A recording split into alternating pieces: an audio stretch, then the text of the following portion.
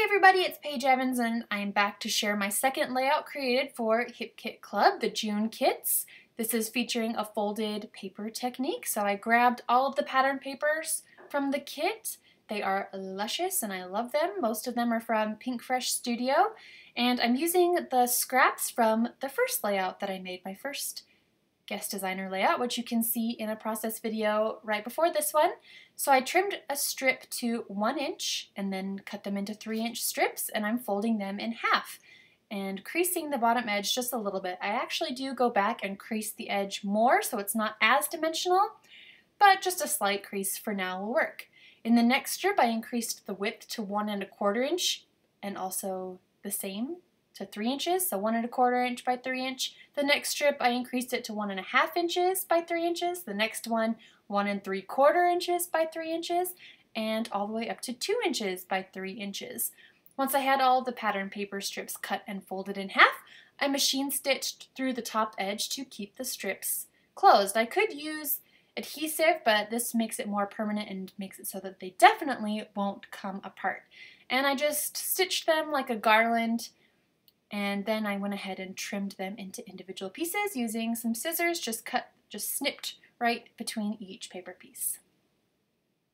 I wanted more color, so I brought in the beautiful pastel cardstocks included in the kit and began trimming strips once again. So I did 1 1/2 inch strips, 1 1/4 inch strips, 2-inch strips, just varied slightly the width, but they're always 3 inches long. And I love the pops of color that this adds into the mix. There's also a floral transparency in the kit, so I cut some of those. I cut a couple strips of those and folded them in half. I grabbed one of the pattern papers from the kit for a background, and I'm just going to start loosely placing the folded paper strips, trying to get an idea of where I want them, if I like this, or if I'm going to go in a different direction. So I'm not using any adhesive at this point, just moving things around. And ultimately I do decide that I like this arrangement where it's kind of heavier at the top and gradually lessens towards the bottom left side. So starting at the bottom, I'm placing super sticky double-sided tape across the machine stitched edge, overlapping the paper strips. I did take a picture with my phone before I started adhering things down so that I could refer to it, just in case everything got shifted or I bumped it. I'm a little clumsy like that, so I tend to, move things and I won't remember where they go. So taking a picture with my phone really helps when I'm adhering things in place. Here I'm using a bone folder and I'm making those creases extra crispy, clean, flattened, more smushed, so that there's just not as dimension. It was really dimensional and I just wanted to tone it down a little bit.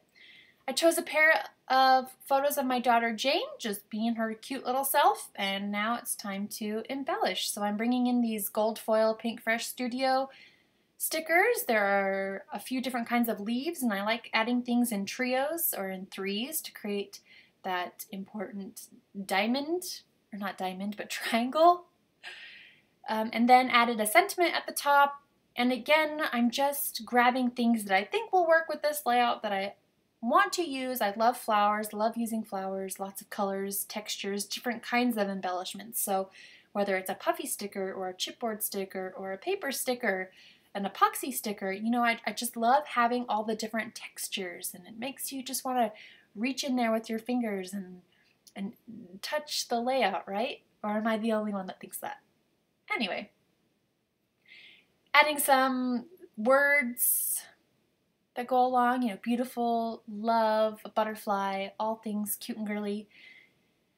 And I'm just pushing things around until I like the arrangement. So adding a few more flowers, adding, I think 3. I'm going to use 3 of these epoxy stickers, again for the triangle, not diamond.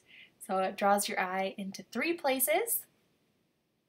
I like that quiet moment sentiment, but I actually don't end up using it because I think it draws your eye to it because it's a really dark sentiment. I don't know. Maybe it's just me.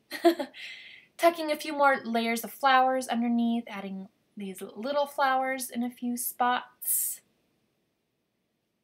And then I decided I liked the placement of these things, so I went ahead and glued them down. I machine stitched through that beautiful title, and I like how the beautiful on the bottom is a mirror of the blue sentiment at the top. And I'm writing my journaling right underneath, and that's it. Easy peasy. So this is a fun technique to use paper scraps, to use a lot of patterns on a single page, which is something I love to do. So I hope you are inspired to check out the Hip Kit Club. Thank you so much for watching, and I will see you in the next video.